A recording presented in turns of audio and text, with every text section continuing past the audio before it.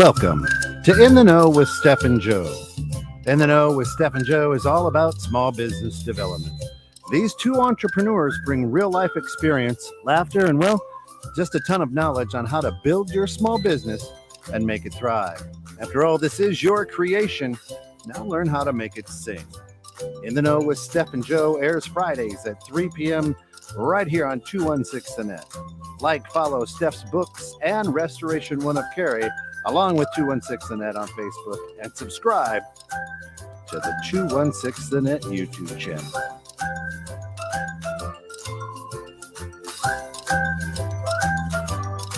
I have been practicing the whistle, and of course today it's all about quality control, QC. And that was great quality and control Right your there. whistling. Yeah, I have been practicing.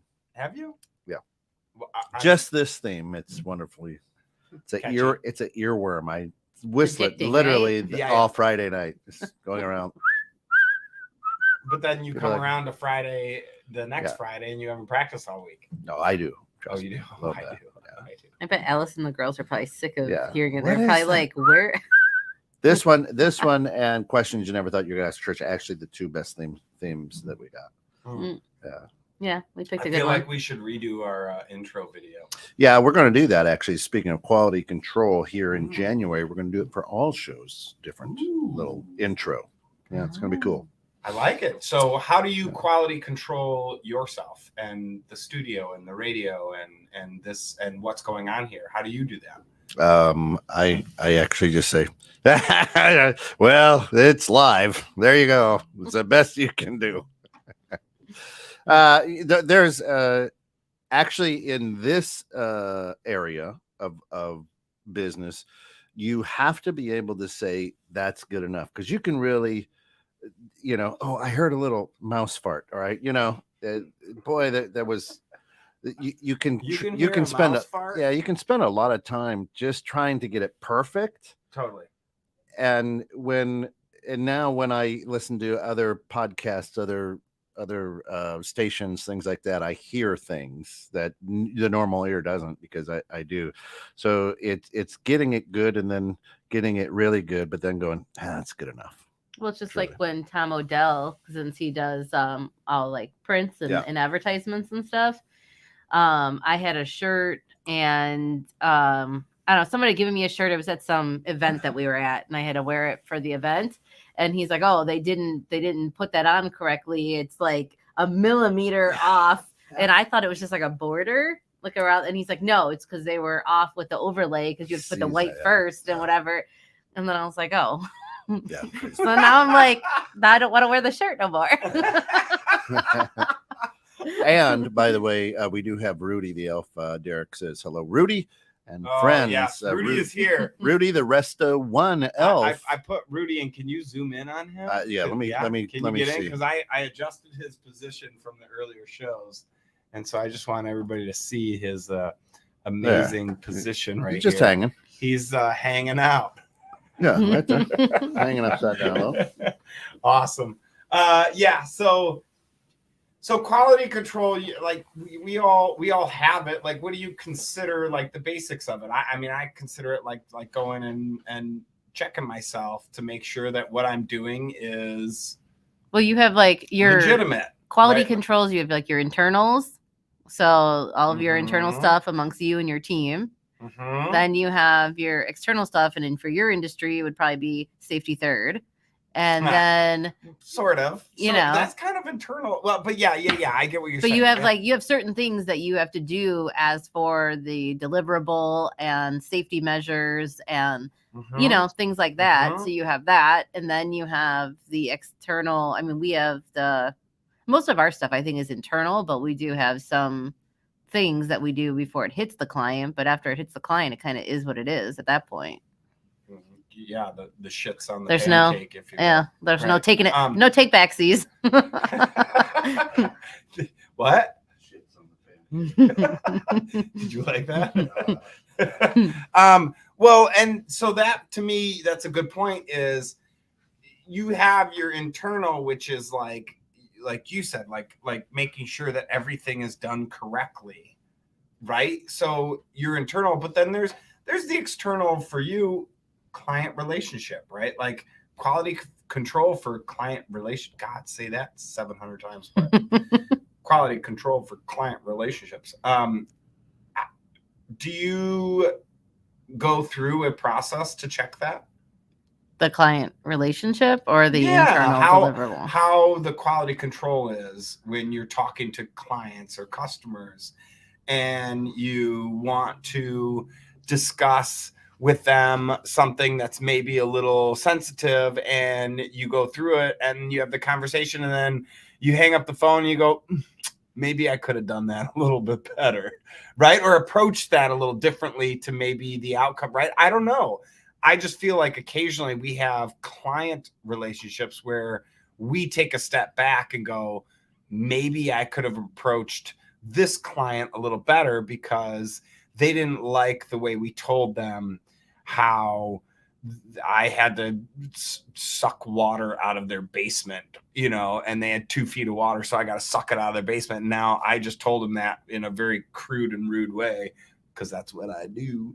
And right. Like I just say it. And then I look back and they go, maybe we'll go with this guy who said it a little nicer. And I look back and go, maybe I should have had a little more. If they're looking for warm and fuzzies, I'm not the bookkeeper for you.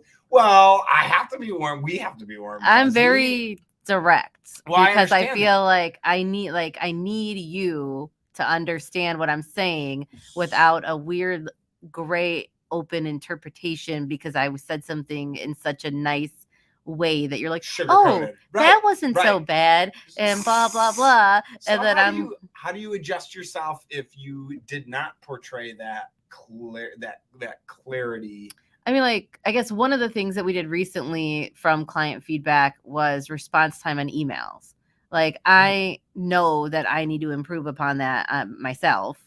But as a collective team, we then created support at stephsbooks.com, and we sent out a mass email, told our clients to use that email address, because then it goes to all 3 of us. So me, Valerie, and Melanie all get it. And then Valerie and Melanie handle, like their stack of clients.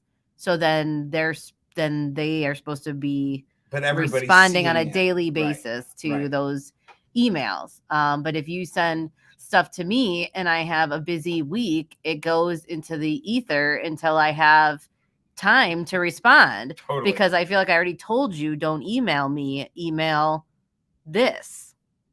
Right. Okay. So good point. So I love that. Do you find that maybe, I don't know, like I feel like I have to reiterate certain things over and over again, right? Like to get that quality control. If I tell my people, all right, this is going to be a very, here we are. Transparent moment. Here's a very crude moment. Oh, Joe. Then change the names to protect the innocent. Let's say I got a bunch of dudes that work for me and they don't like to pick up the toilet seat. Right? I might have to, I establish the rule, don't pee on the toilet seat. Okay. Clearly you've been taking too many pictures and you stopped paying attention. No. You just started in. You got dudes who work for you who don't understand to lift up the toilet seat. No, this is an example. Oh, okay. If this happened in his business, he would be very firm on establishing this boundary. You're not talking about Jeremy and Chad then. Okay. Correct. Good thing we don't have a Jeremy and Chad that work for us anymore, because they wouldn't pick up the damn toilet. Although I will say, so let's say that we say you must pick up the toilet seat or sit down to pee. I don't care what you do. Yeah. Don't pee on the toilet seat, right? Mm-hmm. Right. So it's not going to happen overnight, right? Like I'm not going to establish the rule and all of a sudden these guys are just going to. So what is this? Is this like an internal control for like office culture? Is that what you were doing? Because this is definitely has nothing to do with like a job unless they're peeing on customers' toilet seats. Well, it could translate into that. This is merely an example. What are you doing? Oh, you want to touch my microphone? Now I have to adjust Rudy. But so if this is merely an example of if I were to have an employee or employees that are tinkling on the toilet seat, and I need them to stop. Right? It's merely an example. My guys don't do it, or girls. They don't do it. Your girls lift the toilet seat to pee? No, they just don't pee on the toilet seat. Oh, They just okay. God. Yeah. I was like, oh, but okay. Anyways, Could be. I'm not judging anybody. Do people still say tinkle? I think that's a Michigan term. Is it? Tinkle. Yeah. I don't think so. Okay. I thought it was like a 3-year-old term. No, I think it's Michigan. Tinkle is like a little. but 2 so or okay, 3-year-old. so you Anyway, have this so problem. How do you solve this problem? I tell my guys, gals, everybody in between, don't pee on the toilet seat. You're not allowed, right? Lift the toilet seat, whatever you got to do, right? Here we are, quality control internally, taking care of our facility, quality control on our facility. We don't want a client to walk in, go to use the restroom, and there's pee on the toilet seat, right? That's just reflects exactly what we do, right? So nobody's peeing on the toilet seat, or they all say, yep, got it. Monday morning meeting. We're not peeing on the toilet seat. Hoorah. Everybody says, I agree. Yep. Tuesday, somebody pees on the toilet seat. Right? And then you go, oh, wah, wah, wah. Yeah, go ahead, do it. So then Wednesday, nobody pees on the toilet seat because I yelled at everybody again.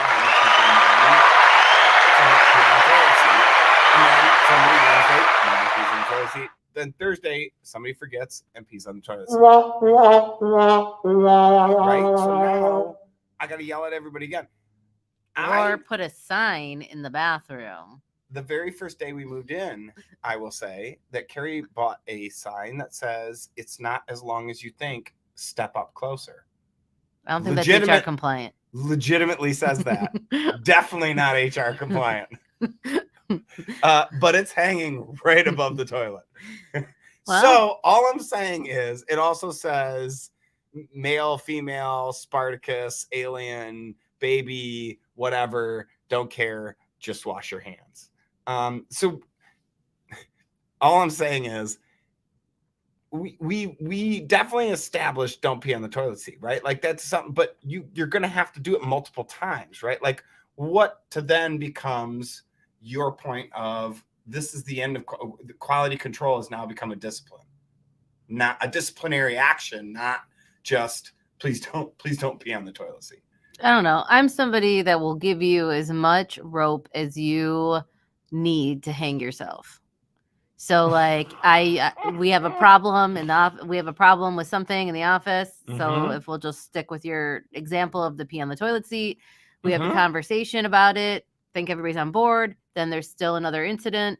Okay, well then now what do you need from me to ensure that everybody's gonna remember? Do you need a sign in the bathroom? Do you need something? Okay, provide what you're asking for. Now, if we have another problem, and I understand that people, forget and everybody's human, but if we have another problem now, after I've provided you with the tools that you personally requested to help you remember to do said activity or not do said activity. Right. What if you just can't avoid it and you just so need napkins?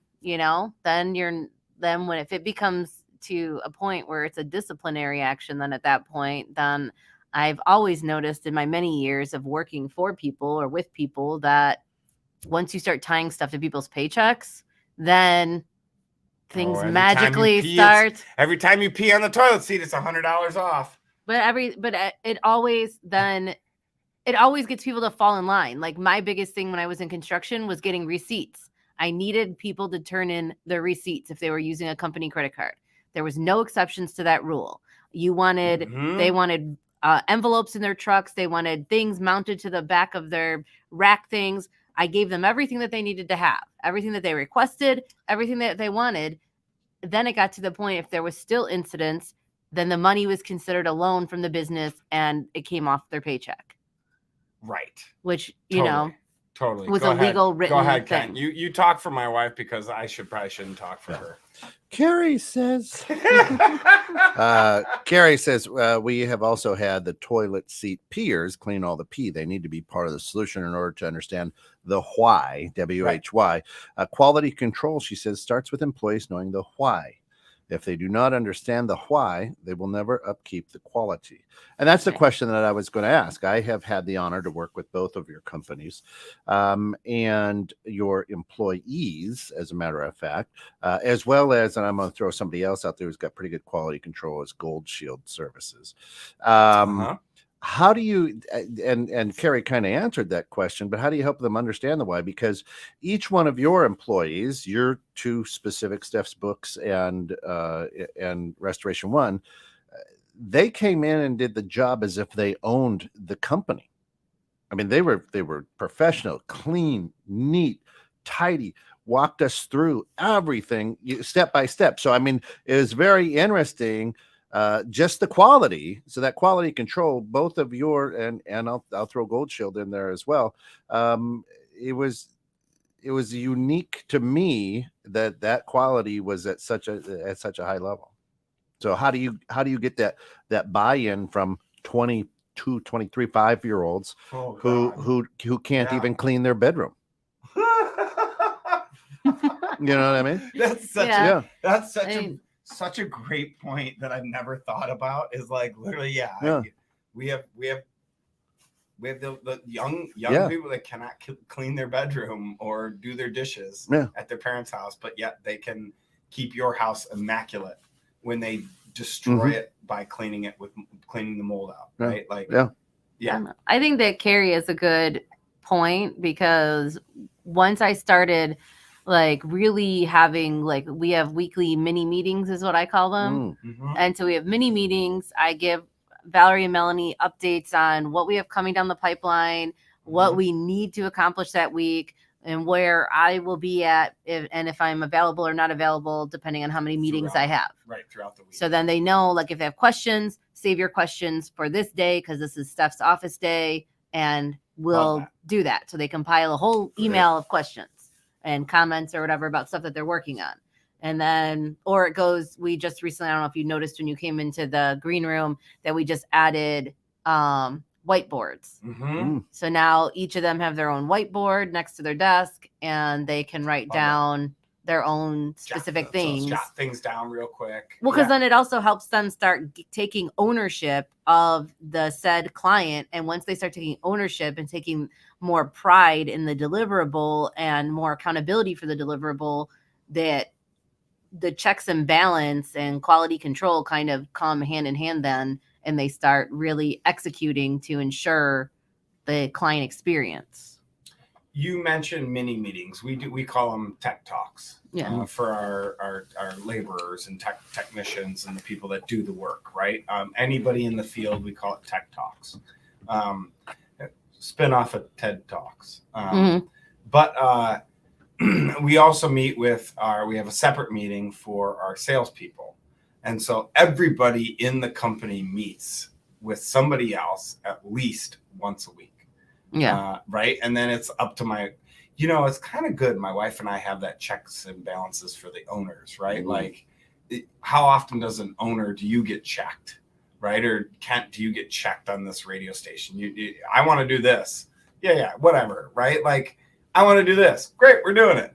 Why? Because I said so. I mean, like, Rich and I really only sit down like once a quarter and really go through stuff, which we should make it more frequent, but it's difficult with his work schedule and then my schedule. Right. And then we don't only want the conversations to be business. Somebody said to me today, I sent you this and I thought you would have talked to Carrie about this signage that we were making. Oh yeah, I've learned that. And you didn't talk about the sign that it's been 48 hours. Haven't you slept next to your wife for 8 hours, right? Like, you haven't talked about the signage that we're supposed to make. You haven't talked about the bookkeeping that we're supposed to be doing. Nope. I get home, we talk about the family. Right. We talk about this. We talk about, very big, broad, large things over the company, and that's it. We're done. Like we give ourselves that set time frame. We're done. I don't want to talk about the ornament that I need to have printed for the seat peers. Well, so we do. Yeah. So I don't know if this is a good thing or a bad thing, but Rich and I do our quarterly meeting like off-site, like out of our house, out of the office, because we don't want to taint the house with any, like if we have to do battle, like if we have to, if we're not in agreement in the plan or path or whatever, it's too comfortable. Don't want to do it in the house. Yeah. Because then it gets loud, potentially, sometimes. So we go to a restaurant and we do it and get loud there. in the restaurant. No, it prevents. It keeps both of us. How many times have you been thrown out of Bulldogs? Like it keeps both of us to keep a professional tone and voice and stay business partners in that outside environment. When we're in the house, we have that spouse tone and spouse communication, which is I love that. Different. I actually really like that. But so you guys, we do that because we're both very, very direct, confrontational people. So we need to be in an environment that will hold us accountable to acting crazy. Yeah, but that's a great way for quality control. Your quality control Right there. in your meeting. Huge. Yeah, literally. Yeah. Yeah, that's a great point. Yeah. So yeah, I I mean, like that. we just like to do that because I mean, another company I know that does something similar with another husband and wife team is Tim and Sally Santos with the Santos Health Markets. They shout out when it is, work hours, they're on and they're working but they're very specific. You have to use their office line and you have to use their office email. They don't want text messages, and then they don't want you to contact them via text during those off hours. And that's how they, keep their clients, in line. And then that also helps them to not get burnt out and provide the quality service that. And that's huge because if you guys are, spousal, spousal tone? Yeah. Then it's hard to separate that. So that's huge quality for in the office, in your business. I think that's genius. I mean, Carrie and I, we started off, I think half of last year I had, maybe 3/4 of last year I had meeting dates set with her every week. I think maybe we did 2 of them for the whole year, right? I had 52 of them set. And I maybe up until this, I had the whole year set up until just like 2 months ago. And but she's also sorry, Carrie, but she's also the easy meeting to reschedule, because Rich is my easy meeting to reschedule. Totally, which is because part of we quality control. live together. That's a good point. I feel like, okay, so that's such a great point. Is everybody says I'm going to make it a point to improve my business, right? Have better quality control, right? Whatever it may be, go out and do this, go out do that, whatever it is. Then what's the first thing you're going to reschedule when you get busy because your business gets a little busy? You can do a little this, right? Right. The first thing to reschedule is that inter-meeting, quality control, management meeting, ownership meeting, right? Like everybody just shucks that one aside. We're guilty of it too. I know. We're all guilty of it. And that's kind of a really valid point, is like shucking that one aside is really what detriments, because you're not working to improve what you're doing. So you, ready? You have the machine. Do it. Yes. All right. So you have your machine. Your hopper is a point. Your conveyor belt is 2 inches wide. You got 4 pistons, and they all move the same. And you keep filling up the hopper, and it's overflowing, and you don't take that quality control to improve the machine. Right? Like you're literally just doing the exact same thing over and over again and not improving the hopper size or the conveyor belt size or the number of pistons, jamming those widgets down the line, right? Like, right. So in my mind, like quality control is literally how you make that machine bigger. The only way. And if you don't take that time and effort, oh gosh, that was such a good one. I love that. Wow. That was good. Thank So you. when you say that, that it's important for the employees to be in the why, do you always give it to that, like give them the why up front? Or is there some times where you kind of test them a little and then give them the why?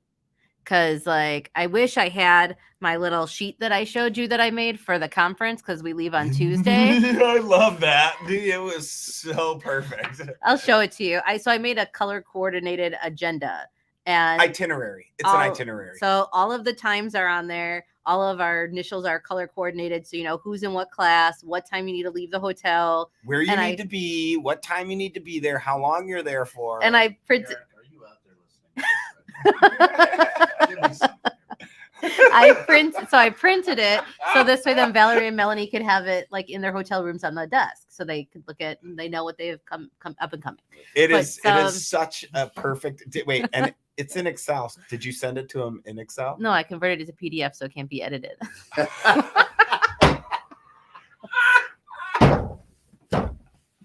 I have control issues. Come on, Eric. Seriously, Eric.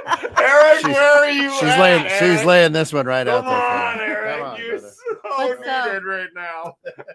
But so, anyways, but my whole point is about bringing up my itinerary is that some of the things that the feedback that we had gotten from clients and some just internal things that Rich and I discussed at our last meeting are things that we want to improve on, which also would impact our quality. Correct. And our deliverable and the client experience and et cetera, et cetera. So I specifically picked and mapped out their schedule to help them grow in those certain areas, specific areas, to then, be able to implement our 2023 plan and hit the ground running. So when you mentioned earlier that if I throw them into the lion's pit and see what happens versus explain to them the why first.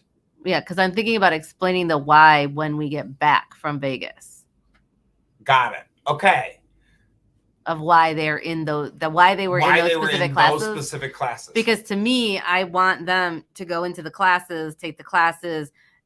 I told them that we're going to have, a daily meetup at lunch or dinner, and we're going to discuss the stuff and share the notes, because I'm not taking any of the same classes that they are. I'm taking more classes geared towards business owners and some new software stuff that's coming out with QuickBooks.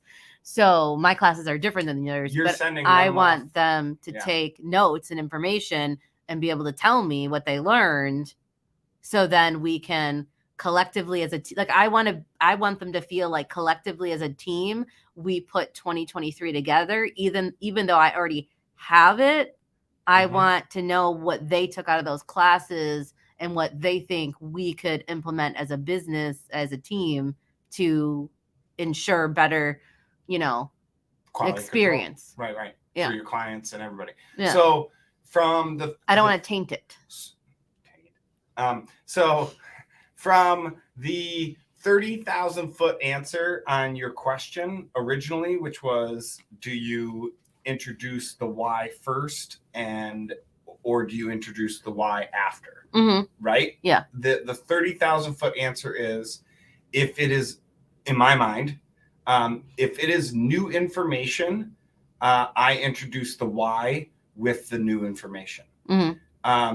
If they have already received the information and the why, and I am kind of reiterating and or driving the point home or giving them further details, right? Because the point could be very skeletal and a lot to unpack that you're not going to do in one day, right? Like, I don't know if that makes sense. I'm using a lot of metaphors. But that, in my mind, that's kind of where if it's brand new to them, I'm giving them the skeleton and with the why and all the structure of what I want them to do first. Because then when it comes down to it and they start to see that in their daily operations, and then I go to test them on the details, or I go to push details on them, I could throw it out. We just lit our RV on fire. Do you remember that? No, Oh, we lit. I wasn't invited to that. That was fun. It was fun. It was a Were training. you invited, Kent? No, Mm. he was not. It was a quality control training opportunity for our employees. All of them, including our salespeople, had to walk through our RV trailer that I didn't light the whole thing on fire. What I did was I put a garbage can in it with a faux bottom, so that way the fire was elevated. I'm a firefighter, and then I got a lot of black, thick smoke throughout the whole thing, so it's completely covered. And then I went in like a total renegade and just sprayed the entire thing with fire extinguisher. It was awesome. Anyway, we sent all of our employees in, and we set up, because we knew certain employees had been through this exact almost scenario before. We knew they should be able to pick out certain things. So we set up certain things to check their quality control and to give them the why. The why was all delivered before. They've already heard the why. Mhm. Now it's okay. Here's your thing, and a little bit more detail on what you're doing. Go in and find it out. And they go and they're like, "Ooh, I know this is wrong. I just can't nail it. Why?" And then we can give them the detail and go, "You're totally right." Like, let them kind of be the Sherlock Holmes, the sleuth, to figure out what's going on, right? Like, I don't want to give them 100%, but they've had the structure already given to them, so they should know. I'm not giving them brand new information, right? Like, if I guess that's your answer. My answer to you is if it's brand new. No, I mean, I it's gave all them coming like first. the why we're going to the conference, the why Yes. I want them involved and going to the classes, and the expectation of how I expect them to, like, the level of effort I expect them to put in at the classes, Yes. and et cetera, et cetera. They just don't know that The specific class. that Why are you based upon how this goes, there could be some good changes for them in Could you give 2023. an example, a totally offshoot example that's not actually factual of a class they're going to? Like QuickBooks. Well, like, they're taking a class on sales tax. Sales tax. Okay. So we offer sales tax as a service. Right. Right now, I'm the only one doing sales tax in the multiple states that we offer. So I would like them to get trained on sales tax. So they're taking a class on sales tax. So the why is so that way you can expand your services to them offering sales, to them being able to do sales taxes as well instead of just you. Right. And then they're also taking a class on payroll. And then they can, expand that, learn how to like add people, add deductions, add contributions, and whatever. Like, they know like the basics on a payroll that's already set up to plug and play. No. So, like, I mean, like, some of the stuff that they're taking, and then another class they're taking is like client experience. They're also taking a class on the power of no. I don't know. So that's going to be interesting. No, isn't that a Meghan Trainor song? No. I don't know. But so, Sorry. They're going to be taking, some interesting classes. I don't think we have the rights to that song, Joe. Please don't sing it. Well, I'm talking about quality control here. Listen, I was singing it, so we don't need the rights. So what are some of because I know we talked in the green room about tools that each of our industries have that, help us put those checks and balance and quality control in place. Like, for us, our quality control and check and balance is bank statements or credit card statements would be an example of a way that we review the transactions, confirm nothing's missing or nothing's duplicated, and then we are able to complete the reconciliation to provide the deliverable. So what are some tools that you guys use? You see, that's the great thing about you is yours is freaking cut simple numbers, right? Well, like, if the numbers don't add up, something's wrong. Yeah. Right? Mm-hmm. Yeah, pretty much. Yeah. I mean, that's it. Like, it's math. Mm-hmm. So if for us, there's so many ways that you can govern what we do or quality control what we do. Well, somebody could walk in. Kent, you probably walked into your attic and went, "Yeah, looks good." I mean, after? Yeah. Oh, yeah. And what did you know about the quality that was up there? Dick. It wasn't black anymore. The color. Color. You knew the color Red, was different, right? Yes. What the hell does that mean? I don't know. That's what I'm saying. Like, our industry is so like tough. if we use a mold job, for example, so you guys go in there, you get rid of the mold. And then, so how do you confirm that you in fact got all the spores? Oh, is it like a proprietary thing? Oh. I don't. I don't. Oh. Well, here's the problem. So if you were to do something wrong on somebody's taxes, who governs you? You? The IRS. Right? A third party. Yeah. Right? So if I finish a mold job, like say Kent's attic, and I go and clean the mold out of Kent's attic, what do I do to check myself? Test myself? I don't know. That's what I'm asking. Like, I don't know. There's no industry standard in my industry to check that my job is done correctly. Zero. I, in fact, don't even need to be licensed. This is an opportunity for a new business. Wow. Right? I, in fact, don't even need to be licensed to do mold removal. All I need to be is a business. I could say I'm a business that does mold removal. I don't have to have a license. I should have insurance, but that's on the client to check me. I should have a certificate saying that I learned something, and that's again on the client to check me. But after that, I just got to be a business. It says I do mold removal. I mean, like, I don't know. I mean, like when we go through like a set of books and we look at the balance sheet, like we know that all the assets have to have a positive number. You have the liabilities. You have a black and white set of. Well, that's why it works for me and the way my life functions. That's what I'm saying, though. Like, I can't do like that. Our industry has that so makes much me gray. sweaty. Like, I can't. Like, I need to know who's right and who's wrong, and that I have to know that. So then, even all right, let's say that quality control. Somebody wanted to quality control us. Let's say somebody wanted to do that on a mold job, Kent's attic, right?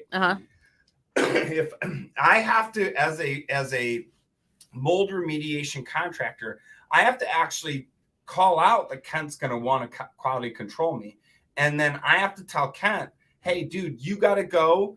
If I'm going to do this morally and ethically correctly, I have to tell Kent, you have to go and get a mold tester separate from me, completely separate, because I should not be testing my own stuff, right? I shouldn't give you a guy that I know that can test my stuff, because I could be giving him beer on the side and he could be making my test good, right? I should, as a mold cleaner, I should not be testing my own thing. That's like a second grader grading his own spelling bee, right? Like, I'm going to win every time.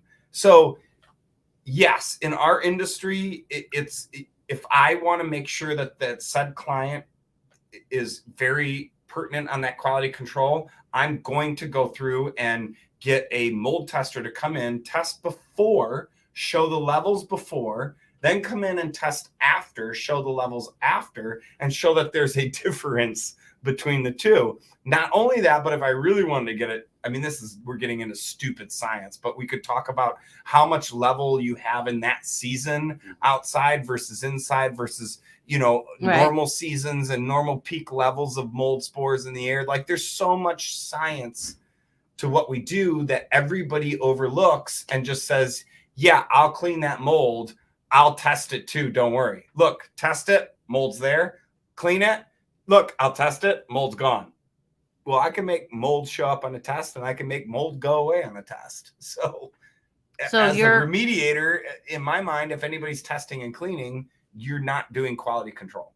You're doing bad control. Conflict of interest is what you're saying. 100%. Okay. Yeah. Would the IRS allow you to check your statements, check yourself? No. Well, yeah, because of the IRS, like if one of my clients got audited and I was the keeper of records is how they would refer to me in the audit, then yes, I would have to answer for my stuff. Correct. And then I would be, I guess, combating against the auditor. You're still talking to a third party who is checking your work, right? That's the difference. Is my industry has no third party that checks our work. If the remediator calls in and says, I'll test and remediate. I'll test it and show you there's mold there. I'll remediate it, and then I'll test it and show you the mold's gone.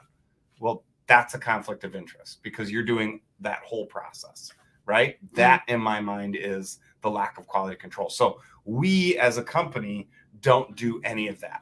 Now, I do if I don't test. So if somebody says, hey, I want you to come in and clean my attic mold, I'm going to go in there. We're going to do our process. And we're going to come out, but you're going to look at it and go, yep, looks good. But like the quote unquote inspector or appraiser who would come out, right? If I'm selling the house, that's kind of your quip. If he takes a picture, goes, nah, still bad. It's mold, right? Mold. Well, even inspectors, they don't call it mold. They call it a mold-like substance. Nobody's testing it, right? Some of them do test it. So it's more so now you're just arguing the color of the sheathing in your attic. Yeah. Right. Like, okay, so we go through our process, and I think everybody out there that knows our work knows we're not the cheapest Joe out there. Right. Mm-hmm. I don't know if there's yeah, my sign's rotating up here for a long time because of that. That's right. But all I'm saying though is we set our standards, our quality based on what we know because of what we've done. We set our quality and we said, this is what it is. This is where we're at. This is what we're going to do. You want it? Good. We're not testing. You want it tested? Go pay for it to get tested. Yeah, good luck. Don't care. That's on you. When we're done, we say it's done. If you find that you test and it's not done, or the test comes up, whatever, then we're going to come back and we're going to make it right every single time. Always and always and always. But I mean, like, that's where you get into the argument of people are like, well, you're going to test it for me and give me a clean bill of health? No, that's a conflict of interest. That's a moral dilemma. I'm not the IRS for you, right? Like, I can't do that. I can't test myself. Yeah. Period. I mean, yeah, because we have the IRS. I have CPAs. So CPA will check. I mean, the CPAs don't really like check, but they'll check stuff and they'll say if they want an answer or something on something. I was going to say, you send something in that's off, they're going to be like, hey, what's this? Right. Yeah.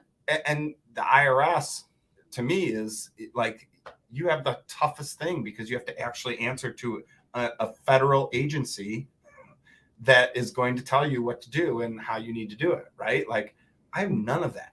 So do you think you would put more value on internal controls and checks and balance over external? Yes, absolutely. Internal controls for us is so huge. And I'll be honest, I think that's truly what sinks a lot of companies in our industry is, and maybe in the trades, is the lack of internal controls. Like many trades, I know quite a few, and some of them out there, you'll get some carpenter, kind of as long as it's within a 1/16 of an inch or an 1/8 of an inch or whatever like that, we're good to go. But others are like, no, it needs to be perfect. What'd she do by herself? Hi, Mom. Mom, what'd you do by yourself, Mom? Quality control. She did quality control by herself. I think. Thank you very much. I did it by myself. Yeah. Mm-hmm. She quality controlled you by herself. I think I don't know what she's doing, unless she found the link for the show by herself and didn't use my share out. If that's what she's referring. I don't know. Either way, yes, Well, Linda, we're glad you were able to do it by yourself. I don't know what she's referring to. Don't say that. Oh, yeah. I see the text messages now. She couldn't find the station and then she continued text messages. She said. Okay. Steph. Well, good job, Mom. You can always follow at www.216net.com and hit the listen live. Mom, just go back and listen when the show's over to the full podcast. Follow, subscribe. To the full podcast. Yeah, I mean, like where my mom works, they have a lot of internal quality controls, and they do a lot of like. She's in the air industry. Is that right? Flights. Yeah, Mhm. I work good at 9. Never mind. Sorry. But so they, you know, so it's Well, so they have to improved. do all of that and can keep up on it and hold people accountable for safety reasons. which Linda, I love you. quality control is for safety as well. Like you mentioned at the Mhm. beginning, like safety third for us, Hmm. right? Like we have our weekly meetings we do with our techs, and they do the tech talks. They talk about there's a portion during the meeting about what I Oh just, my God. she said I couldn't get on to listen. And I said, I love you, Linda. And she said, Mile High can. Anyway, we would do our safety talks on as part of that Monday morning meeting, and it is very important for quality because if we have a guy that gets hurt because he's not using a tool properly, or like not paying attention and leave something out like a cord across and doesn't tape it down to the floor right away, and somebody else walks by and trips on it, right? Like there's so many hazards that safety is such a big quality control, because think of a lot of people think quality control to increase their revenue, and but a lot of people don't think quality control is to also decrease your expenses, right? Like decreasing your work comp because your guys aren't getting hurt. That's quality control as well, Hmm. in my mind. Yeah, that's a good point. I like the idea of, and we always say safety third. I should reiterate, safety third is because our clients come first. Then we have to document every single thing we do. So documentation is second, and then the safety is third. And a lot of my employees' parents have looked at me with a very stern eye, like they're going to stare a hole through me because I'm telling their child safety third. But I always look at them and I say, listen, your kid's going to think of their safety first. So if they're automatically thinking safety for themselves, and then they go and put the client and documentation in front of that, they're still thinking safety first, right? Like I'm not taking away safety. All I'm saying is that you're going to look both ways before you cross the street, right? You should do that. Human nature, especially if I'm teaching you safety. Don't go and dangle this cord through the water, the 6 inches of water, and then go and plug it in, right? You should know water and electricity don't mix, right? But so if I teach you safety throughout this time with me, but I tell you safety third, in my mind, you're just going to keep thinking like, oh, I'm going to look both ways before I cross the street, but I'm going to make sure Mrs. Jones and I cross the street as well. And Mrs. Jones is right there with me and I take care of her. I'm going to look both ways because safety's there. I'm going to take a picture of the street showing that the road was clear, but I'm going to make sure Mrs. Jones gets across the street. All the while, safety's at the back of my head, but it's just not first, right? Like Mrs. Jones is first. I got to get Mrs. Jones across the street. That's the way I think about quality control for our technicians and whatnot. And I think our group has, I don't know, Kent, you would probably know because you experience it. Mm-hmm. I think our group has really taken that on 100%. Absolutely. Yeah. Right? Like it's client first. Well, that's why I say with you, both your businesses, just that's why I say it's unique because there's a lot of ownership. That quality control is woven into your business's DNA. Mm-hmm. If that makes sense. Yeah. Yeah. Yeah. Do you ever feel like there is a time where a business can have too much quality control and too much checks and balance that it causes like people to not be productive because there's so much red tape to get one banking thing? What was that movie? Accomplished? What was that movie? Office Space. Yeah. Did you get your TPS report? Did you put your TPS report? Did you see that Rudy the Elf was shredding the TPS I did. report? I did. That's why I brought it up. All I'm saying is, I definitely think that there are companies or methods and ways that make you unproductive. Like, how do you think a business owner could get out of their way to not have that problem? Because I'm actually, one of the classes I'm taking at QuickBooks Connect is how to get out of your way. So it's about this problem Mm. because of my control freakishness. You don't say. So, so I'm going to go take a class, but I'm probably going to sit there and take the whole class. I'm going to look at the class. I'm going to sit down in the class. I'm going to go, I don't believe this. I got better things to do with my own time. Let me show you how to do And let me this. show you how to do this, how to control this meeting. Yeah, because I just feel like there's like certain situations where I've been in at like former companies and stuff where there's just so many things that you have to do just to get one thing accomplished, and I think it like kills some of the efficiency. But that's such a great point, actually. Go ahead. But you guys are entrepreneurs, so it's hard for you to work for somebody. So again, they have all these all these checks or check marks for quality control because the people before you obviously couldn't do it that way. Right. So it's hard for you as an entrepreneur to go, this is just stupid. It's easy for you to say that. But for the 22-year-old who you open the car door and 6 weeks worth of McDonald's wrappers fall out of the car because that's, then maybe that's needed. So is it you, or is it because you are an entrepreneur and you really shouldn't be working for somebody else?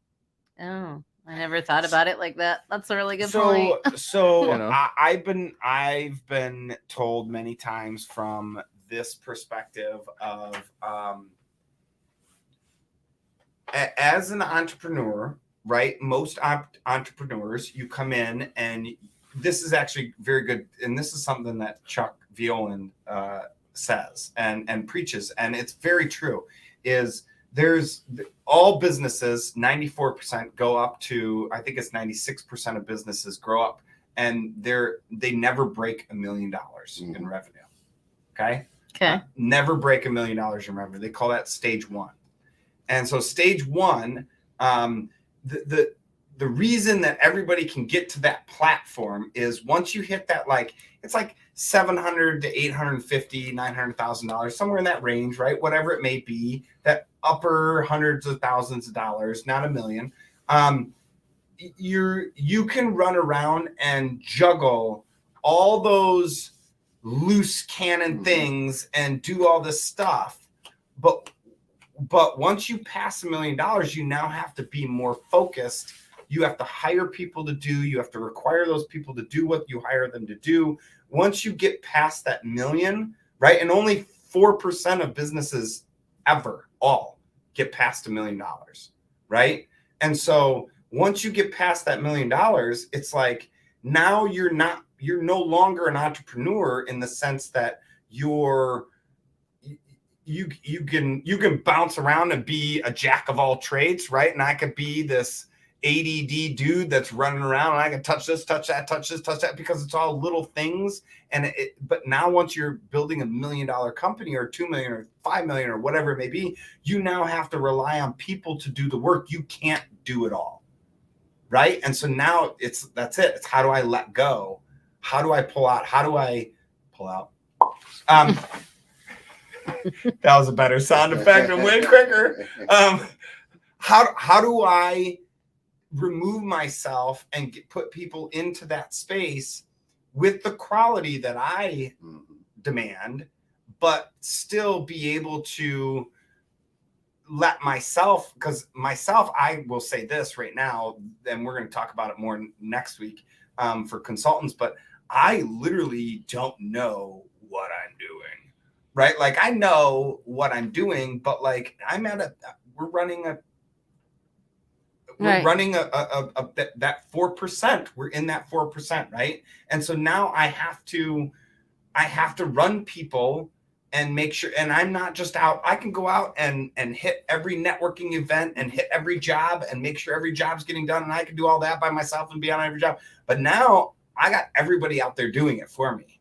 Right. How do I quality control that? Well, I know we definitely don't have enough time to unpack this question, so maybe we might make a show out of it. But all right. What do you think about that whole thing of people saying act your wage?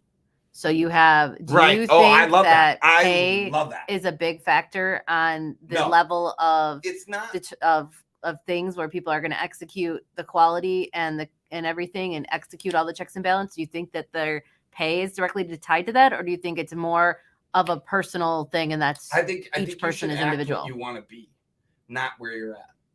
Always.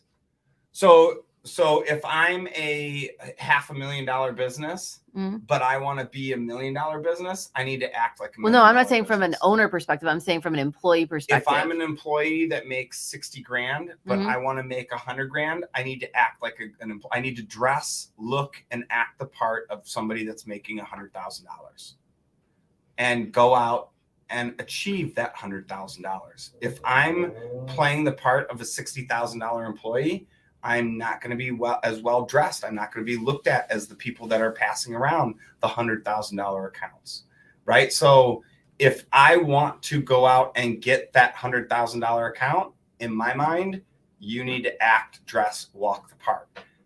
Do I do that? No. I don't act, dress, or I don't dress or talk, act. I don't dress or act the part of $100,000, whatever. Your presentation. Whatever. My presentation is not for the upper class, right? But I can tell you that my work quality is for the upper class.